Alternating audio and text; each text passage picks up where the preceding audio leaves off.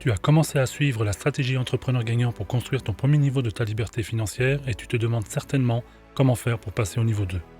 Dans cette vidéo, je vais traiter la question comment trouver la bonne idée de business rentable. Je vais te dire par où commencer pour créer ton business et en particulier ton premier business. Je vais te présenter la stratégie que je préconise pour assurer un maximum de succès dans tes projets. Reste jusqu'au bout. À la fin de la vidéo, tu connaîtras la méthode que j'ai appliquée pour identifier mon premier projet entrepreneurial. Il m'arrive encore de l'utiliser aujourd'hui. Bonjour l'ami preneur, je te souhaite la bienvenue sur la chaîne Entrepreneur Gagnant. Pour ceux qui ne connaissent pas encore la chaîne, je précise rapidement que la chaîne Entrepreneur Gagnant a pour objectif de proposer un réseau d'entraide qui te partage et t'apporte des trucs et astuces pour développer à ton tour ta liberté financière. L'approche Entrepreneur Gagnant est une stratégie à 3 niveaux. Niveau 1, créer une épargne de précaution et de projet. Niveau 2, créer un business rentable. Niveau 3, investir dans des produits financiers et immobiliers. Tu l'auras compris, la chaîne Entrepreneur Gagnant te partage son retour d'expérience éprouvé qui doit, selon tes propres choix et tes arbitrages, te permettre d'avoir des rentrées d'argent qui couvrent tes dépenses et ainsi t'offrir à terme la liberté financière. Comme tu as pu le voir dans le titre de la vidéo et sur la vignette, la question que je souhaite aborder aujourd'hui est « Comment trouver la bonne idée de business rentable ?» Par où commencer? Quelle est la stratégie d'entrepreneur gagnant? Maintenant, si tu regardes cette vidéo, tu es, je l'espère, plus motivé que jamais pour passer à l'action. Mais peut-être que tu te dis c'est bien beau de vouloir être entrepreneur, mais en vrai, comment savoir dans quel domaine entreprendre? Comment savoir si l'idée va réellement fonctionner pour moi? Justement, cette vidéo est là pour t'apporter des réponses. À travers cette nouvelle vidéo et les autres à venir, Entrepreneur Gagnant poursuit son processus de partage d'informations sur la création de business de manière organisée et séquentielle pour t'accompagner pas à pas vers ta liberté financière. Merci de me dire en commentaire si cela te convient. Bien évidemment, ce que je vais te transmettre comme information ici provient de mon expérience personnelle et n'engage que moi. Je ne présente que des méthodes qui ont eu un impact dans mes différents business.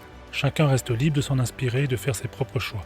Et si cela t'est utile et te donne l'énergie nécessaire pour franchir le pas d'entrepreneur, alors j'en serai ravi.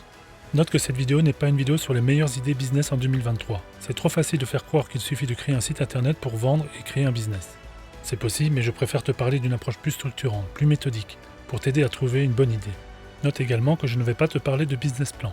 Cela fera l'objet d'une vidéo ultérieure où je te donnerai mon avis sur la question. Ça y est, nous y sommes. Passons en revue la stratégie en 4 actions que je préconise pour trouver la bonne idée de business. Une idée qui doit te permettre de trouver une source de motivation, qui doit t'animer et t'aider à identifier un objectif cible précis. Tu vas voir, cette stratégie est très efficace. Cette stratégie va éviter plus tard que ton projet entrepreneurial tourne à la catastrophe ou que ton business tourne en rond si tu ne trouves pas réellement l'idée qui te convient. Quelques conseils pratiques. Pour que les résultats soient au rendez-vous, il est important que tu prennes tranquillement le temps de réaliser ces 4 actions. Tu dois t'isoler et te mettre dans un état de zénitude maximum pour permettre d'être totalement réceptif aux bonnes énergies et aux bonnes intuitions. Côté mode de fonctionnement, je te préconise d'utiliser une feuille de calcul de type Excel afin de construire et de reporter dans un tableau le fruit de ta réflexion. Les éléments de réponse pourront fonctionner à la fin du processus comme des filtres. Je t'en reparle dans quelques minutes. Dernier point, il ne faut pas te mettre trop de pression. Le plus important, ce n'est pas de trouver l'idée du siècle, mais bien de comprendre que la démarche doit te permettre de mettre le pied à l'étrier pour commencer à rentrer dans ce cercle vertueux qu'est l'entrepreneuriat. Soyons transparents, mon premier business n'a pas été mon plus grand succès, mais le changement de statut est le début d'une belle aventure. Les 4 actions que je préconise sont: pour commencer, identifier ce que tu sais faire ou tu aimes faire. L'objectif de la première action est de faire un état des lieux, de mettre en évidence plusieurs éléments fondamentaux qui te caractérisent et qui prennent en compte ton vécu. Chacun a des aspirations et un parcours de vie spécifique qui peut l'amener un jour à découvrir une grande idée. Il faut pour cela être attentif, observer et s'écouter. En d'autres termes, connais-toi d'abord et tu connaîtras le domaine dans lequel tu peux entreprendre. Je suis d'accord avec toi, c'est une forme d'introspection, mais simplifiée. Note qu'il est souvent plus facile d'entreprendre et de créer un business dans un secteur que tu maîtrises. C'est encore plus vrai si c'est ton premier business. Cela te permet de démarrer avec un avantage considérable comme par exemple maîtriser le marché dans lequel tu envisages de développer ton idée. Visualiser rapidement les enjeux et percevoir les tendances à venir. Connaître les règles business du secteur, c'est-à-dire business model direct ou indirect, les attentes des clients, le niveau de pricing, etc. Autre avantage, posséder un savoir-faire technique particulier ou une argumentation de vente qui a fait ses preuves. Ou bien encore, détenir une liste précieuse de contacts clients et partenaires qui deviendront potentiellement plus tard tes acheteurs et tes fournisseurs. Il est néanmoins possible que tu identifies pendant cette première action un ou plusieurs secteurs que tu aimerais faire mais pour lesquels tu n'as pas encore de connaissances, de compétences ou d'expérience professionnelle. Pas de panique, j'ai une solution originale que je peux te présenter si tu le souhaites. Pour réaliser cette première action, je te propose 6 questions spécifiques. La première question est, est-ce que tu es plutôt manuel ou intellectuel? Tu réponds à cette question juste en indiquant manuel ou intellectuel. Attention, il ne s'agit pas de poser l'un à l'autre, les deux sont importants et ont toute mon estime. Ce que j'entends par manuel, c'est est-ce que tu as des mains en or dans un domaine particulier? J'ai par exemple fait la rencontre d'une personne qui depuis est devenue un véritable ami. Il avait un don. Il était capable de fabriquer avec ses mains des lampes en ossature bois, de purs bijoux. Il avait fini par créer un business où il était son propre patron, où il vendait ce qu'il produisait. Aujourd'hui, il a vendu sa marque, il est libre.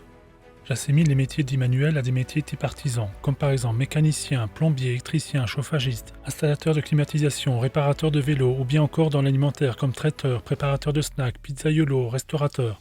Chacun nécessitant une certaine compétence manuelle, un savoir-faire qui parfois peut être un véritable don. De l'autre côté, ce que j'entends par intellectuel, c'est est-ce que tu as un savoir, une compétence particulière, que tu peux transmettre, mettre à disposition de tes futurs clients comme par exemple coach sportif, consultant en informatique, en cybersécurité, en développement, technicien son et vidéo, concepteur de jeux, ou encore expert maritime, écrivain, technicien détective, graphiste, ingénieur en bâtiment, etc. Il y en a pour tous les goûts. Chacun de ces savoir-faire manuels ou intellectuels peuvent aboutir à un business avec au final la possibilité de créer une entreprise rentable. La deuxième question est, est-ce que tu es plutôt indépendant ou société commerciale ? Si c'est indépendant, on parlera plus volontiers de te mettre à ton compte et de proposer le plus souvent un service en tant que freelance. Cela signifie aussi dans la plupart des cas que tu préfères créer un business seul sans salarié. Si c'est la deuxième hypothèse, société commerciale, on parlera plus volontiers de développer une offre commerciale, voire un concept avec la collaboration d'une équipe dédiée composée de salariés et de partenaires. Dans cette deuxième hypothèse, tu t'orientes plus vers un rôle de chef d'orchestre. Les deux sont de l'entrepreneuriat, chacun avec son niveau d'ambition. La troisième question est, est-ce que tu es plutôt service ou produit ? Si c'est service, on parlera plus volontiers d'exécuter des prestations pour le compte de tes clients ou bien de jouer les intermédiaires en tant que sous-traitant entre les fournisseurs et les futurs clients. Ici, on peut également parler de création de contenu sous la forme de formation pour transmettre un savoir-faire. Si c'est des produits, on parlera plus volontiers d'achat-revente de biens ou de marchandises, ou bien la fabrication de produits directement par toi-même. La question suivante est, est-ce que tu es plutôt produit réel physique ou virtuel ? Si c'est physique, on parlera d'objets concrets, de marchandises palpables, avec une réelle problématique de logistique de stockage et de livraison. Si c'est virtuel, on parle de produits non matériels, par exemple de développement d'une appli ou d'une plateforme numérique, afin de proposer à une cible de clients une offre qui doit apporter une réponse à une forte demande en résolvant un problème précis. Un des avantages majeurs de ce modèle est qu'il n'y a pas de frontières et que le travail effectué une fois, tu peux le vendre 1000 fois, voire plus. La cinquième question est, est-ce que tu es plutôt sédentaire ou digital nomade ? C'est-à-dire, est-ce que tu envisages un travail fixe dans un périmètre géographique déterminé avec ou sans déplacement ? Il faut prendre en compte les contraintes éventuelles liées à tes absences si tu as une boutique par exemple. Ou envisages-tu un travail qui t'offre la possibilité de pouvoir t'y consacrer depuis n'importe quel endroit dans le monde à partir du moment où tu as une connexion Internet ? La réponse à cette question va influencer considérablement les possibilités et orientations du business. Si tu souhaites être nomade et ouvrir un snack, c'est sûr que cela va être compliqué. Jamais impossible, mais compliqué quand même. Et la dernière question, la plus ouverte de cette série de 6 questions est, y a-t-il un domaine ou un sujet particulier que tu connais ou que tu souhaiterais t'orienter ? Il est important de prendre le temps de lister l'ensemble de tes connaissances ou des sujets qui t'intéressent. Ensuite, devant chaque domaine que tu auras relevé, tu dois renseigner s'il est manuel ou intellectuel ou les deux, s'il peut se faire en tant qu'indépendant ou société, si c'est du service ou du produit, si c'est physique ou non matériel, et pour finir, si tu peux le faire de manière sédentaire ou digital nomade ou les deux. Une fois que tu as répondu à toutes ces questions, et grâce au filtre, tu es en mesure de définir et de visualiser les secteurs de business qui te conviennent. Pour t'aider à comprendre, plusieurs exemples. Si tu as choisi intellectuel, indépendant, service, virtuel, digital nomade, et que tu as une sensibilité dans la communication et la création, ou un autre domaine particulier, tu peux probablement t'orienter vers un business de designer, de graphiste, développeur, community manager, voire youtubeur, ou si c'est un autre domaine de compétences, vers du consulting, coaching ou formateur dans le domaine en question. Autre exemple, si tu as choisi manuel, indépendant, service, physique et sédentaire, et que tu as un savoir dans le bricolage ou une envie de te diriger vers l'aide à domicile, tu es probablement compatible vers un business de type carreleur, chauffagiste, peintre ou coiffeur à domicile, traiteur et ainsi de suite. Si tu as choisi les critères suivants, intellectuel, société commerciale, service, virtuel, sédentaire et que tu as un savoir dans la technologie, tu peux probablement t'orienter vers un business type développement d'une application ou d'une plateforme numérique, offrant un nouveau service original. Pour être complet, encore 2 exemples. Si tu as choisi intellectuel, société commerciale, produit, physique, sédentaire et que tu as une sensibilité dans les articles de sport, tu peux probablement t'orienter vers un business de type achat-revente d'articles de sport dans un magasin ou sur Internet. Et comme il en faut pour tous les goûts, si tu as choisi manuel, société commerciale, produit, physique, sédentaire et que tu as une sensibilité dans la construction et la notion du minimalisme, tu peux probablement t'orienter vers un business de fabrication de tiny house ou de vannes aménagées. Les exemples peuvent être très nombreux. Une fois que tu as déterminé le type et le domaine de business qui te convient, il te reste à trouver le sujet, l'idée dans le secteur identifié. Pour cela, je t'invite à passer à l'action suivante. Identifier des problèmes concrets. La deuxième action consiste à identifier un sujet qui mérite d'avoir une proposition de valeur qui améliore l'expérience du consommateur. À ce niveau de la stratégie, il est important de ne pas déjà penser au produit ou à la solution, mais seulement au problème. Ce n'est que plus tard, dans un deuxième temps, que tu pourras avoir une réflexion sur les solutions les plus appropriées. Pour le moment, note juste tes constats. C'est probablement la partie la plus importante du processus. Il y a tellement de success stories dont l'origine provient à la base d'un constat, d'une volonté de résoudre un problème ou d'avoir une amélioration d'une pratique. Exemple, Blablacar, Meetix, Withings, Black Market, Deezer, Ledger, Payfit, Lydia, etc. Un très grand nombre sont aujourd'hui des licornes, c'est-à-dire valorisés à plus d'1 milliard de dollars. Dans la stratégie entrepreneur gagnant, il faut que tu renseignes uniquement les constats de problèmes ou les améliorations d'expérience dans un des domaines que tu auras préalablement retenu dans la première action.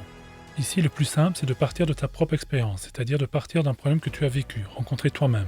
Il est plus facile de comprendre et d'échanger avec les autres, c'est-à-dire avec tes futurs clients potentiels, quand on est soi-même passé par une situation similaire. Cela te permet d'être un véritable ambassadeur de ton offre. Courage, c'est bientôt fini. C'est pour la bonne cause et tu as fait le plus dur. Tu peux maintenant passer à l'action suivante. Regardez si le sujet existe déjà. La troisième action consiste à faire une recherche pour voir si l'idée retenue existe déjà et en particulier à l'étranger. Voir si ton concept est peut-être en train de s'imposer dans un autre pays. Il peut y avoir 4 issues. Soit le business n'existe pas ailleurs et il est temps de le développer par toi-même. Soit le business existe et la découverte va t'éviter de perdre du temps en travaillant sur son développement pour rien. Soit c'est la deuxième hypothèse, mais avec la possibilité d'une très belle opportunité de partenariat exclusif dans la région où tu es. Dans ce cas, tu peux voir s'il est possible d'importer l'idée sous différents statuts, en l'adoptant si nécessaire à la clientèle de ton pays. Soit en révolutionnant une solution ou un produit déjà existant grâce aux nouvelles possibilités du numérique 3.0. Pour cette dernière hypothèse, j'en parle plus loin dans les conseils bonus de cette vidéo. La quatrième et dernière action consiste à présenter et confronter l'idée que tu as retenue à des personnes extérieures au projet. Tu peux être évidemment tenté à garder pour toi la trouvaille, mais en réalité ce n'est pas un bon calcul. Le fait d'en parler autour de toi va t'obliger à structurer tes propos et à développer ton argumentaire. Tu vas être poussé dans tes retranchements et te faire poser les bonnes questions. Il faut éviter à tout prix que ton enthousiasme déforme la perception du bien fondé ou pas de ton idée. Idéalement, il faut échanger et discuter avec tes amis, ta famille ou encore tes collègues de confiance.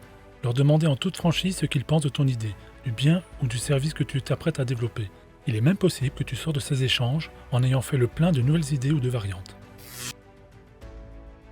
Comme dans toutes les vidéos entrepreneurs gagnants jusqu'à ce jour, tu es rendu à la partie que j'affectionne particulièrement. Il s'agit de la partie conseil bonus. Aujourd'hui, il y en a 2. Le premier conseil bonus, ne te disperse pas. Si tu as plusieurs idées issues de plusieurs constats et qui répondent aux différents critères de la première action de la stratégie, choisissant une seule, celle qui te parle le plus pour t'y consacrer pleinement. Le deuxième conseil concerne la concurrence. Il ne faut pas avoir peur de te lancer dans un secteur où il y a déjà de la concurrence. De nos jours, on voit fréquemment des sociétés qui ont révolutionné un produit ou une offre juste en regardant parfois le besoin avec un prisme différent. J'en veux pour preuve l'entreprise Swile, ex-Lunch CHR, qui a révolutionné le ticket restaurant papier alors que le marché était monopolisé et bien gardé par 4 sociétés. Un autre exemple qui me concerne directement. Quand j'ai lancé ma société en informatique dans le Workspace Digital, il existait une vingtaine de sociétés qui se partageaient le très beau gâteau. Année après année, l'entreprise, grâce à l'implication et l'expertise de mes équipes, a grimpé à la 12e place, puis la 10e, et ensuite la 6e, et ainsi de suite pour terminer premier au bout de 10 ans. À ce jour, même si je ne suis plus actionnaire de cette société, je suis toujours heureux de savoir qu'elle reste en première place dans son domaine avec de très belles récompenses reçues lors d'événements annuels organisés à Las Vegas. Heureusement que je n'ai pas écouté certaines personnes qui me déconseillaient de me lancer dans cette aventure. N'écoute que ton cœur et tes intuitions. Maintenant que tu connais ma stratégie pour t'aider à trouver une idée de business, tu n'as plus qu'à passer à l'action et trouver ton business. On se retrouve très vite dans une prochaine vidéo. Ami preneur, merci pour ton attention et ton écoute. Tu peux commenter pour échanger et partager avec le réseau d'entraide. Ne pas hésiter à liker comme d'habitude si tu as aimé cette vidéo. Cela me fait très plaisir. Abonne-toi à la chaîne si ce n'est pas encore fait. Tu peux également activer la cloche pour être averti des prochaines publications de vidéos. J'en profite pour te remercier pour tes messages de bienveillance. Ami preneur, prends soin de toi et de tes proches. À bientôt.